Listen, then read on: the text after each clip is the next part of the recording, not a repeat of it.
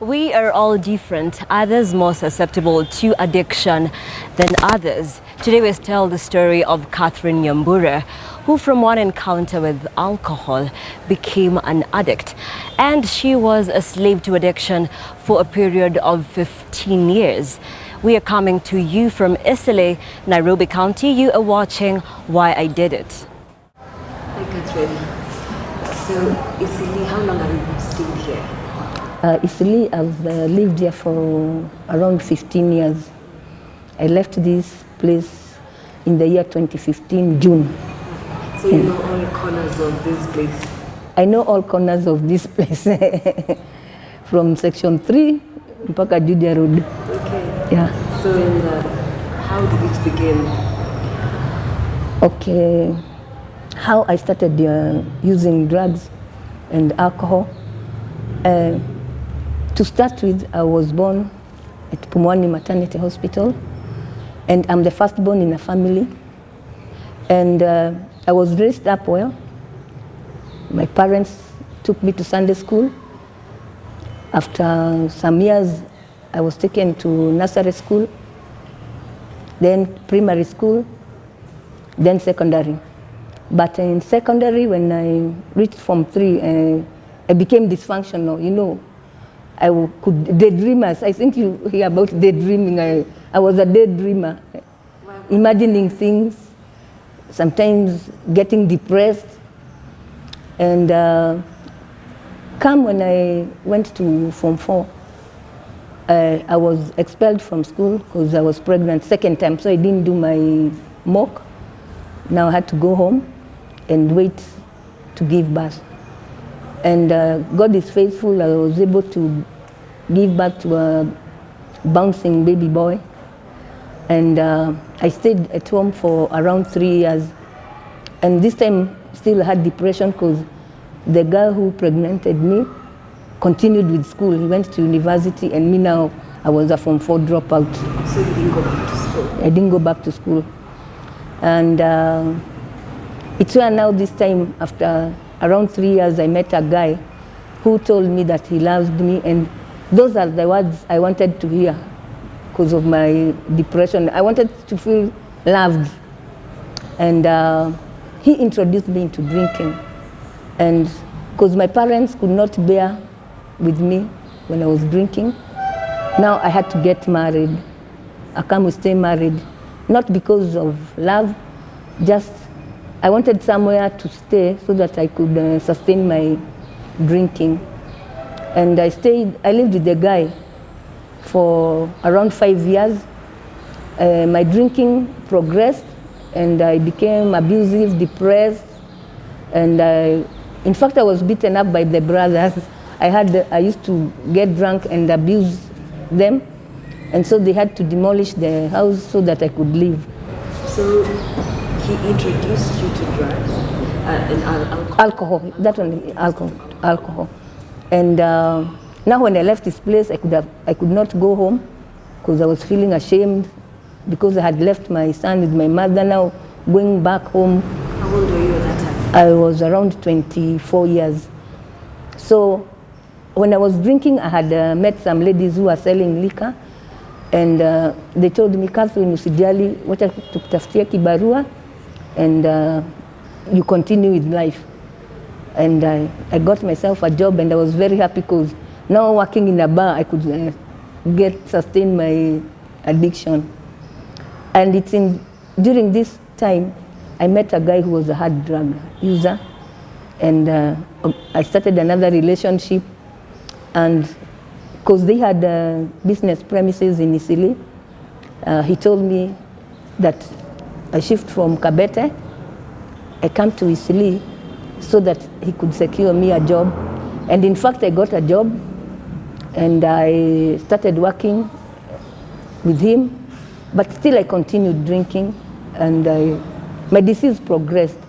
Alcoholism is a progressive disease, so I never used to get satisfied. And when did you realize that you're an addict? I realized I'm an addict because when I looked at myself, I saw this is not Catherine, this is another person.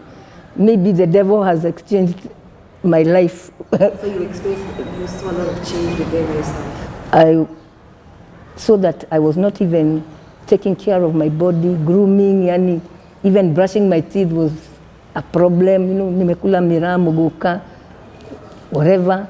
I'm not even bathing even like 3-4 days. I'm not even changing my clothes. You see. Okay, let me take you back just a little. So what was it like when you tasted alcohol for the first time? At first it was bitter. Because you had grown up in a Christian family. It was bitter, but because I didn't want to let this guy down, now I had to pretend it's well. But it was not, it was bitter at first. But because I didn't want to let this guy down, I had to pretend it is okay. Yeah. And so that was experience. Did you get drunk? Yeah, I really got drunk and I could not even walk. He had to go to their place and get a car and take me to his place. And it continued for those 5 years. Yeah. So now later after you have met this... The second guy, now I started now using the hard stuff. I could now use bangi, but I remember one day I smoked bangi. I had Alpha Blondie singing that song, Only the Strong Survive Themselves. I just said, let me try another method of using this bangi, probably by boiling the bangi with coffee. It would work, and it really worked for me because I would feel nice, hot. Ilishika zaidi, nasikia mwili kona joto sawa sawa. And now using mogoka, miraa, to attain to tablets, to drugs, tobacco now. I started even sniffing tobacco to sustain my addiction. Yes. What was the relationship with your mom at this time? I told, okay, my mother had a lot of love. You know, mothers have a lot of love, so she could tell me I was not doing good, but I had now ran away from home. You know, once I became an addict, I could hide from people because I didn't want them to see the way I was looking, the way I was getting drunk, and that's why I had to stay here in Italy because I knew nobody at that time knew me. I was just as a total stranger. Yeah, apart from the person who had brought me, maybe the rest of the people didn't know where I came from, my background. They just saw just a stranger. And you were not worried about what your son would think of you? For me, I was not worried because at least I knew he's schooling, he's in the safe hands, he's eating, and he's growing up well. Yeah. And now this second marriage, so your addiction was getting worse? It was getting worse, and it's during this period, I got ill and schizophrenia, and I was... Schizophrenia, the disease, hallucination? Hallucination. I could hear people talking to me, where tutakuua, any voices. And I had to be admitted at Mathare Mental Hospital, Ward 2F, where I stayed for a month. And when I got out of Mathare, in fact that day, that afternoon, I was given money to go home, but I came back to the ghettos, and that's where I used my bus fare to drink. And again, I started my addiction life. Yeah. So, and who knew that now you had schizophrenia? Who identified? What is it that you did? Okay. When I got ill, I took a matatu from Isili, went to Koja, took a number 118 to Wangige Market. And because that's my ancestral home, and people are familiar with me there, it's when they saw me and they saw I was not in my senses, I was insane. I remember even there's a neighbor of mine who called the police. And when the police came with their Land Rover, they said, this lady is not fighting, she's not abusing people, she's sick, so she should be taken to the hospital. And this time my mother was ailing, and a friend of my mother came for me at the market. Yeah, a neighbor, a good Samaritan. And it's when I was brought to Mathare. Yes. So life after Mathare Hospital, so you got back straight into drugs and alcohol? Yeah, in fact, the way I've told you, that day, the money was given to use as bus fare. I came to Mathare village ghetto and started drinking again. I secured myself a job again in the alleys and I started selling. But during that time I was selling liquor, changa. I had been jailed thrice because I used to be arrested and the owner of the den would not come for me. So I'm taken to the court, to Langata, Ward 10. Maybe I stay for 2 weeks, I'm a month, I'm out. Again, I come back. Maybe after some time, I'm arrested again. I'm taken to Langata. I've been jailed thrice and I've gone to remand once because one time when I went to the court, the judge said that my case should be taken to the chambers because I was very young and she wanted to know why I had been arrested, and she ordered the court I should be given a probation officer, and the probation officer is the one who said that I should be taken to remand 14 days so that she could follow up my story. After that, it's when it progressed, my disease progressed. I remember I used to drink and cry. I remembered my mother had a goat and the goat had a nice place to sleep and me, I was just sleeping there at the dens. So I just imagine how can a goat sleep in a house, my head, and me, I'm just sleeping here at the benches. Oh God, somebody has exchanged my life. So then, what is that one event that happened that you knew now this is a place that you don't need to be anymore? Yeah, and now as I was selling, I could hear even those people in the dens complaining I'm dirty. Once you hear people in the dens complaining you're dirty, you're extremely dirty, that's a den, it's not even a bar. So I knew there was something very wrong with me, even the dressing. I remember I reached a point that I could put even linganisha, a red sandal and a blue one, So there's a lot of that sort of confusion. Yeah, don't care attitude and I don't mind as long as sijakanyaga chini, it's okay. Yeah. And so during this time, you said it's when you lost your mom? Yeah, during this time is when I lost my mom. Tell us what that experience was like. You were still an addict at that point. Okay, at first, I was not worried because I'm an addict, but it hit me after some years. I started realizing that I had a mother, and now I started mourning. So at that exact moment, what was it like? Were you there when she was unwell? Were you called? No, I was not there, because even I would have missed her funeral because I was inactive drinking.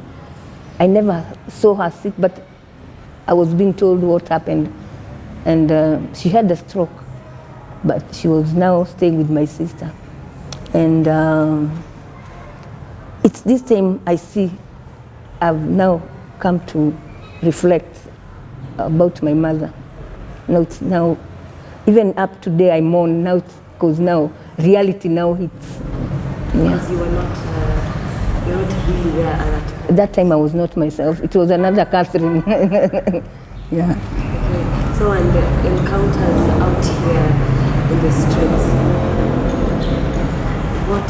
were you safe? Okay, life was hard, In the streets, there's no one who looks after you. There are street fights. I remember there are people who used to come for money. They are not working. You go and work. They want money so that you can sleep there safe. And you know, and this, it used to irritate me because I wanted to work so that I could sustain my addiction. So I had to work for another person, 50 shillings jioni, and So they keep you safe. they keep me safe. And again, they also addict, they still come and demand more. Yeah. So and then during this time when you were thinking, now this life is hard. So is there an incident that happened and you thought now I really need a change? At first, for me, I was saying it's okay. Maybe I'm cursed, you know, maybe somebody cursed me. But when that social worker came, he's a reformed street guy, and he told me he saw some, even the mother was she was a drinker, and he saw some similarities in me that were with the mother. So he asked me whether I wanted to change. And in fact, I wanted to change. In fact, the way I was looking like a real crazy woman. In fact, I didn't even want to look at myself in a mirror. The men know in a dark green. You see the way somebody looks, even washing my face was history. Unaamka tu unatoa haraka hivi then. And I needed help, which I didn't know what it was. But I needed to change. Yeah. So why was that? You just thought that you were tired of living like that? Yeah, I was tired. Being in addiction for more than 15 years, 17, I had gotten tired. So at that times you felt the need maybe to taste again? Yeah, I needed to test again. Okay, and so the one thing that happened that you gone and now I have to change. It's we call it the rock bottom I hit. Because for an addict to change, you have to have a rock bottom, a very severe one. And So that reality hits you? Reality hits you and there is pain to heal. you feel the pain so that you heal. Yeah. So what was that rock bottom like? What did it feel like? What were you experiencing that you can't now? I have to turn this around. Okay, for me, I could see that my life was not in order. I'm a person who was brought up well. And now looking at my life, I saw that I needed to change. Because even the environment itself was not favoring me. Whichever environment I was trying to adapt, it was refusing me. So I had to look for a way, which I didn't know what it was. And what was a normal day like as an addict? My normal day was to be high. So you wake up in the morning? I'm high. 3, natafuta something to boost my brain. Yeah, because now I was a cross addictor. So I could use either bangi, flying horse when I get, if it's not this cheap liquor, niko na chang'aa. If it's not chang'aa, niko na karobo. I had a variety of substances I could use. Okay, so when you wake up in the morning, you look for something? Yeah, at least that was the first plan. I have to get something. If I don't have money, when I just go at the den and just peep, I would be bought. If I'm not bought, I just maybe find someone drinking and I just gap. Wacha ni gap and sip, wacha nitoe hiyo nini kitu iko hapo. Tulikuwa tunasema wacha nitoe hiyo leaf iko ndani ya hiyo pombe nikutolee.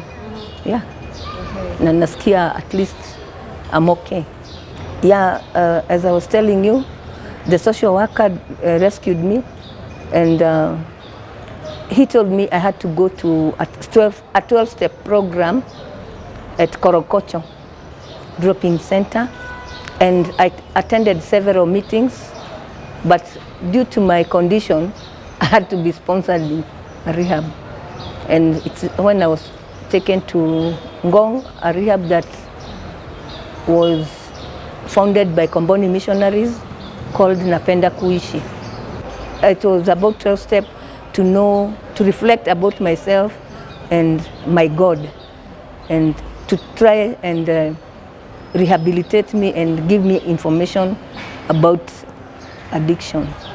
Yeah, and steps, it's a 12-step program, and the steps, those 12 steps, as you work them, first of all, step 1 is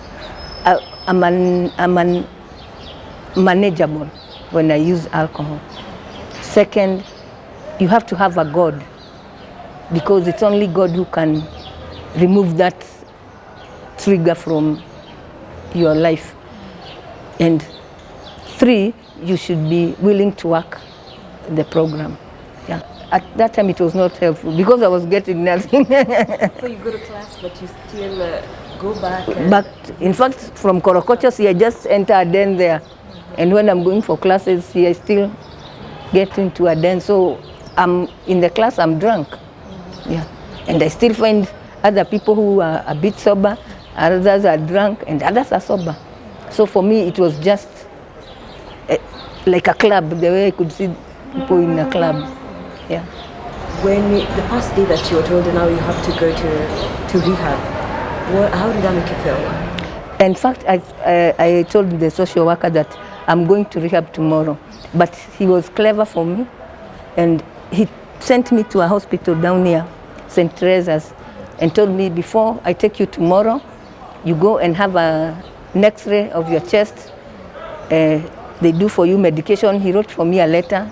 I took to the hospital, and as I was doing those things, he came.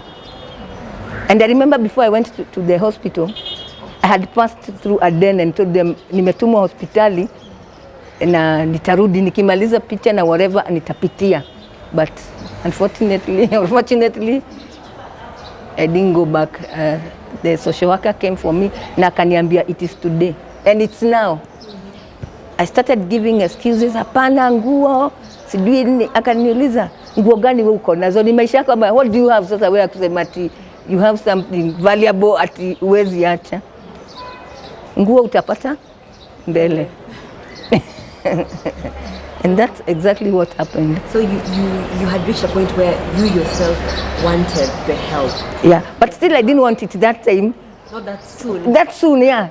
Not today, but tomorrow.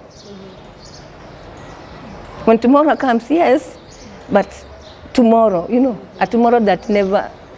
Yeah, that never comes. Yeah. But you were open to the idea of getting professional help. Yeah, I knew I had to get help, whichever way. Yeah. So what was life in rehab like? What was your day one? Because being that you're coming from a life that, you were in charge, and then now you're here, you have to live under rules. I'm grateful that when I went to rehab, I was welcomed. In fact, when they saw me at the gate, you see, they know an addict. They was looking horrible. So they have a procedure they use when a newcomer comes. You are welcome. They come for you. They carry for you your bag. They make you feel at home.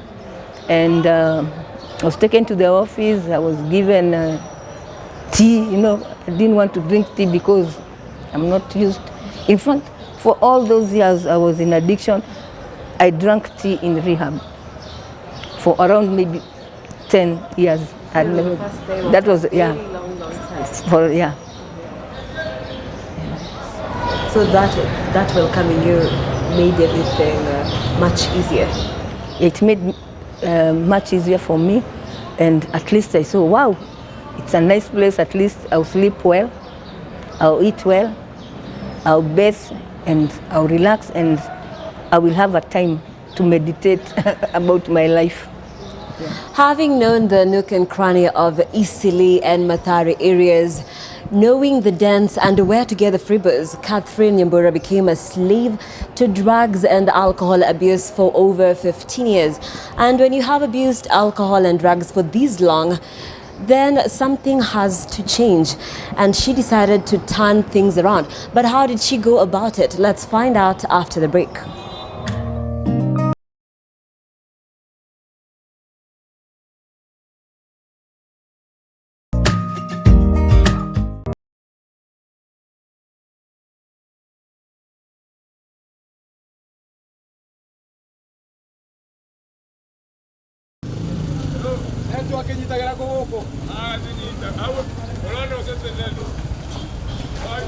So, you said you've been here for a very long time, for 15 years.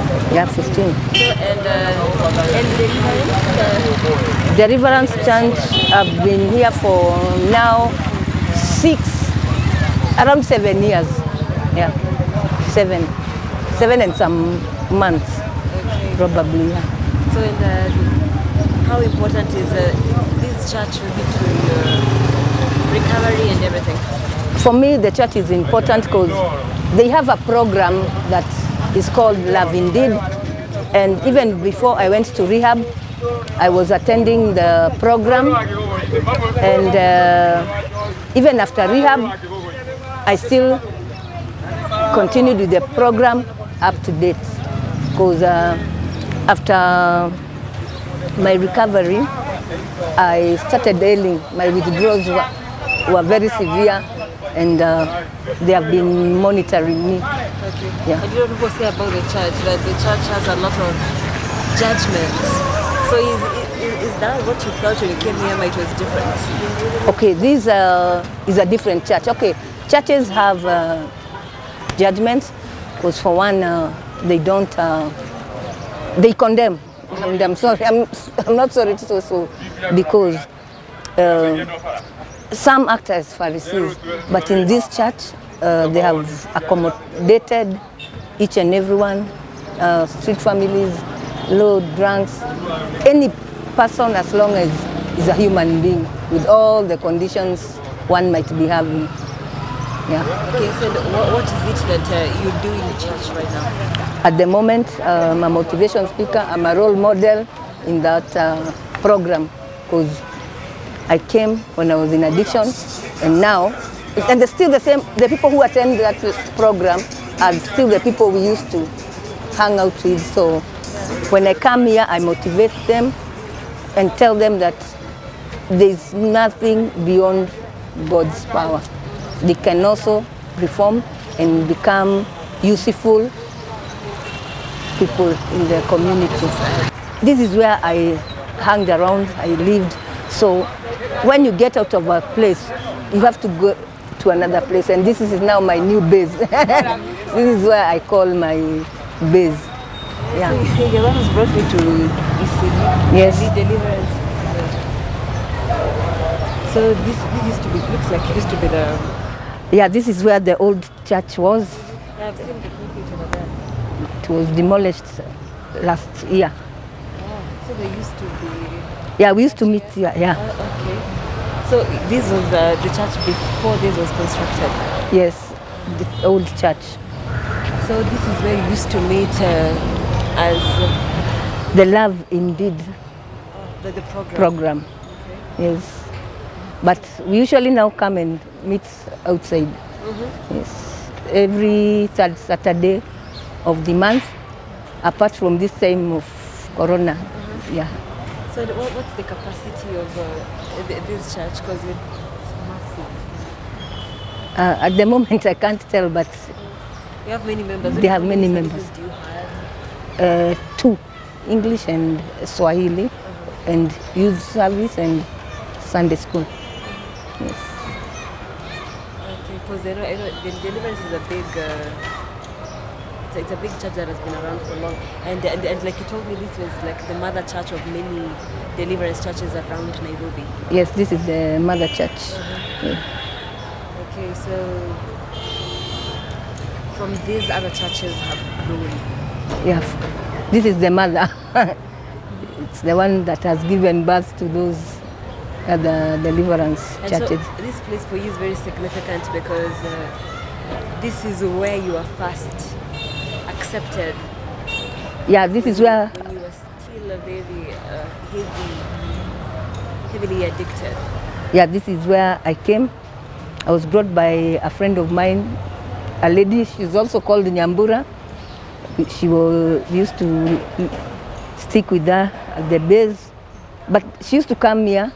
But for me, because I was an addict, I just used to hear them say that tumeenda deliver kumanga, but one day I just decided I was hungry, wacha niende nimange then nirudi kwa den. But this is where I had a spiritual turning point. Okay, nilikuja nikamanga ndio, but I found myself coming attending the program, coming to eat and to wash. We usually used to bathe here and to dress. So kwa dance, I used to be dirty. At least I used to know that Saturday nitapata kitu ya kubadili. So and until I was able to stand.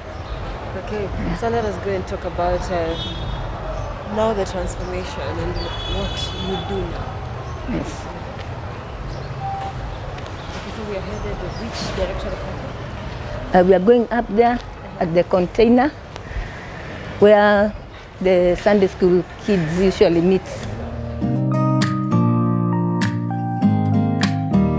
To be sincere, I've never relapsed, but sometimes because I have a crazy mind, sometimes I have committees in my head telling me probably this time you'll make it, but as I attend my therapy programs, I'm told that I'll never drink like a gentle lady. I'm allergic to alcohol, and that is it. Oh, so it has an effect, a different effect on you. On me, yeah. And where I stopped, the bottom I had, if I start drinking, it's where I'll start. It's not that I'll start again drinking one bottle, two. Like a person Who's starting So you pick it up to from the rock that bottom you are. and down, which might be death. So were you those stubborn people at rehab, muliingia laini just like that? Okay, for me, let me say, niliingia laini chua because at least there I was able to sleep well, eat, bathe, and learn. I wanted to learn more about addiction, and so I had to cooperate. And I was blessed to have 6 sessions with the psychiatrist, and he told me my problem was that I had gone away astray from my God, and that's why I was being tormented, madness, come we stay relationship, and all this horrible life. And he told me once I was out of rehab, I should join a fellowship of addicts and alcoholics all over the world, a 12-step program. And if I wouldn't make it now, he had nothing else to do. And after rehab, I was given a list of meetings by the director, and I started attending those meetings. But what was it like at rehab? So when you wake up in the morning, what time are you waking up in the morning? Okay, I used to wake up at around 6:30. I wash and do the basic need, and we get in the hall. We have the morning devotion. Then after that, we could do some domestic work that was allocated to each and every client. After that, we could now get in class and do some therapies and learn about now addiction and share one-on-one and give personal stories. Yes. So here you are now after rehab. How long were you in rehab? In rehab, I stayed there for 3 months, and I had severe withdrawals, and I would be taken to the hospital. So this is while you were at rehab? That's when I was at rehab. And after, I still had severe withdrawals. So what was the nature of these withdrawals? After sobering up, after 2 years, I had TB that had hidden It could not be seen through the sputum, and pneumonia, you know, the way I'd neglected myself, and allergy, severe chronic allergy. But with time, I've been improving. So this necessitated you to be taken to hospital? To hospital.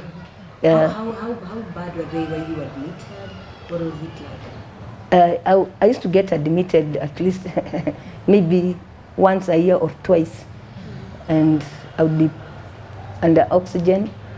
And I'm grateful that the last time I was hospitalized and oxygenated was 2018, November.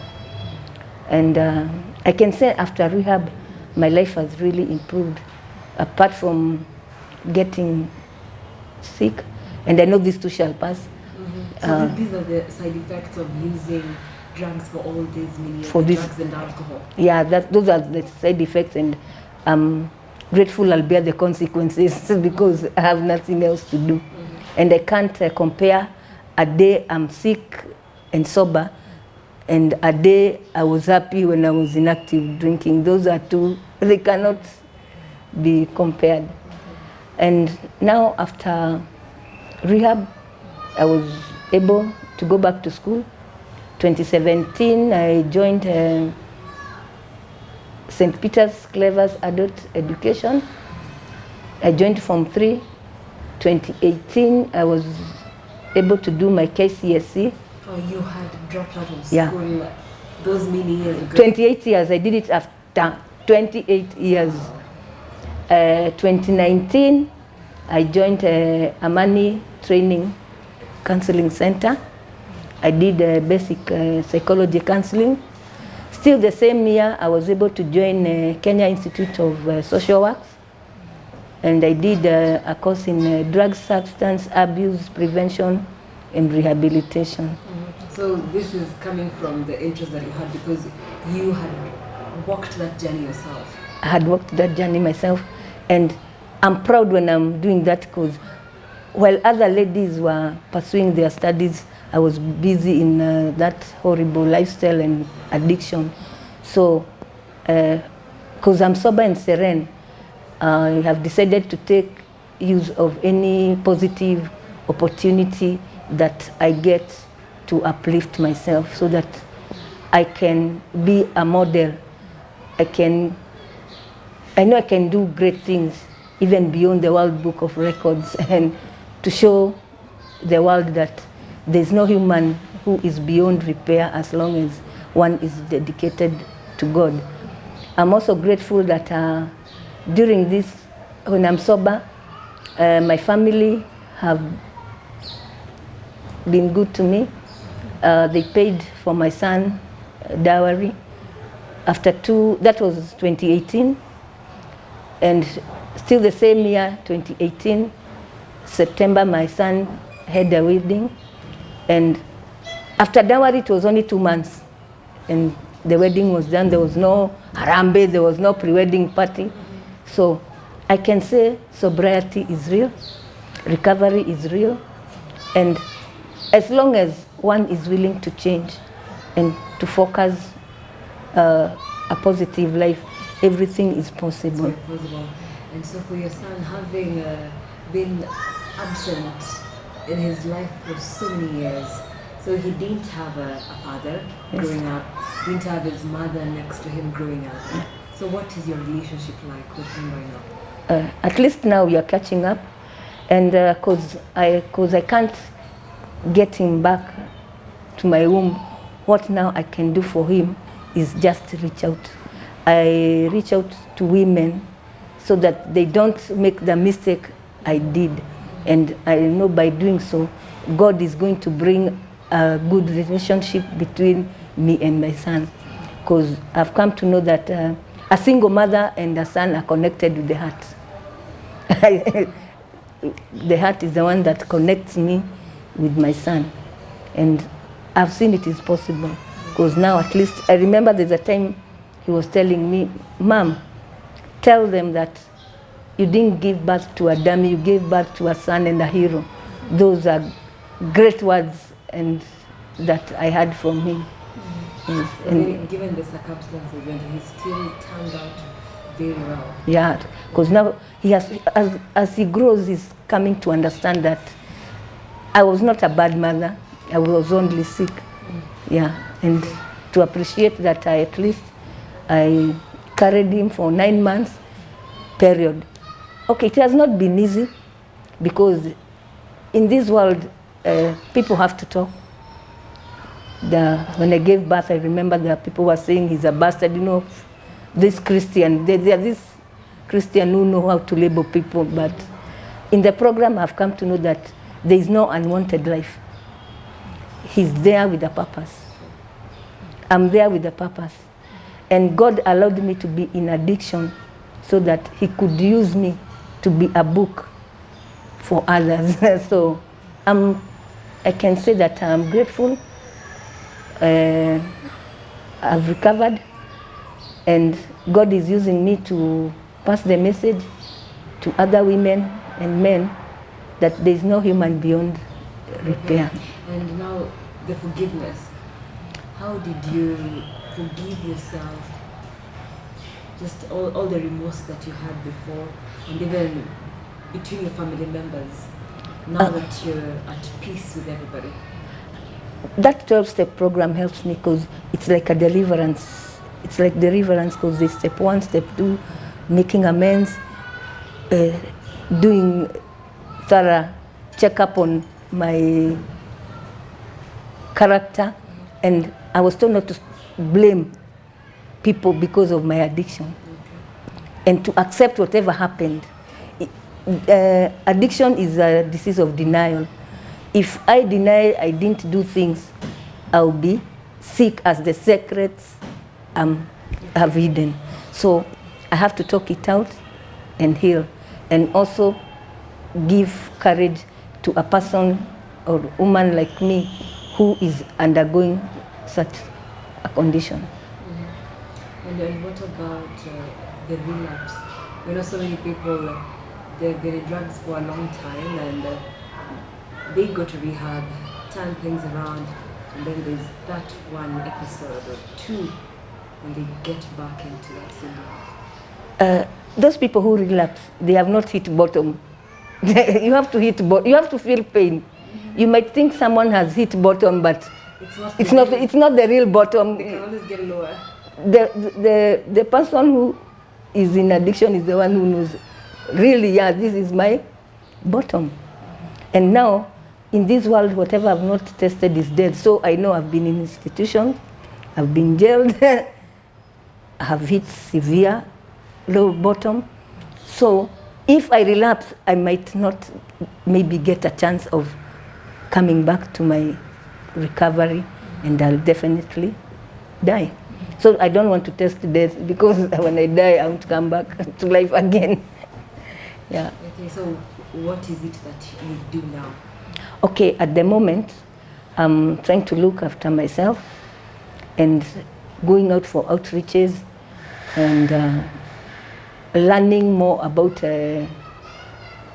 drugs so that I can be able to give people information. At least I do, and also giving back to the society, because most of my life I've been assisted by people, various people, and on Tuesdays I'm able to go and give back to the society at Gashie Mission Church, where the addicts meet on Tuesdays at 3 p.m. to 5 p.m. And that's where we go and do one-on-one. There's a senior counselor who comes and teaches us more about drugs, and we are able to share one-on-one. Okay. Yes. And you mentioned that you've done psychology. Yes, I have. Take me through why you chose psychology, because psychology is study the human mind. At first I wanted to know who is this Catherine. Why do I think the way I think? Why do I behave the way I behave? Why am I not like other people? Okay, for instance, we are 3. My sister never drank, and we were brought up together. So I asked myself, when went the same conditions because we were brought up together. But why did I become an alcoholic and she has never drunk? So it made me want to get to know myself. And when I was learning the psychology, I did, there's a part we did about self, you know yourself, who you are, and what you can do and what you can't do. Yes. Okay. And it's important to just to understand how the human mind works. Yeah. And given that the church is the place that first accepted you when you were still an addict, do you think churches across the country, even across the world, are doing enough to bring addicts on board and just to help them? And not all churches, but there are churches that are doing. Yeah. Okay. There are churches like this Deliverance Church. I can say it has accommodated various people. Like now, the way I was telling you, there is this program, Love Indeed. There are many programs that are run here. Yes. Yes, I'm Joshua Singh. Yes, I'm in charge of the men's fellowship, the prisons ministry, the weekly meetings, and the Sunday services here. Yes. Yes, we have, by the virtue of the fact that we are here, based here in Isili, we have got so many needy people. And at the beginning of the year, our senior pastor had a revelation from the Lord that this year we need to reach out to 4 groups of people: the orphans, the widows, the distressed youth, and the single mothers. And one of the things that we did as a church is that we decided to emphasize on those special days in the year that are related to these 4 groups of people. Recently we had a single mothers Sunday, and we had the single mothers ministering to the whole church, sharing their stories the whole week, and it was powerful. Okay. Yes. And so you know Catherine? Yeah. Nyambura. Yes, I do know Catherine Nyambura. I got to know her recently when I began interacting with the Love in Action group, and that's when I got to hear her story from the leaders about how she came out of drug addiction and alcoholism, and it was interesting. And so even during the single mother service, she was the one who was the main person who was sharing her story, and I got and I was able to even to know deeply more than what I had learned before. Yes. So do you work along with her, especially in that program?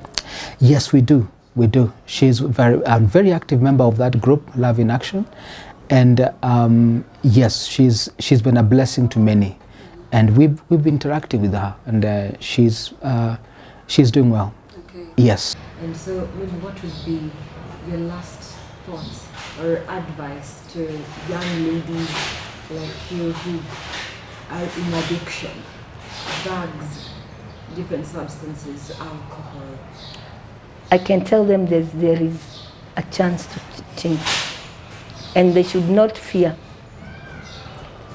to come out and share their stories. And the best thing I learned about self-acceptance is to forgive myself. There are people who say, hey, ulamwenda, do what? But I don't care. I just move on. And that's why nilitoka Isili. I went back to my ancestral home because I had fears. What would they say? They said they saw me one day. I was insane. I feared.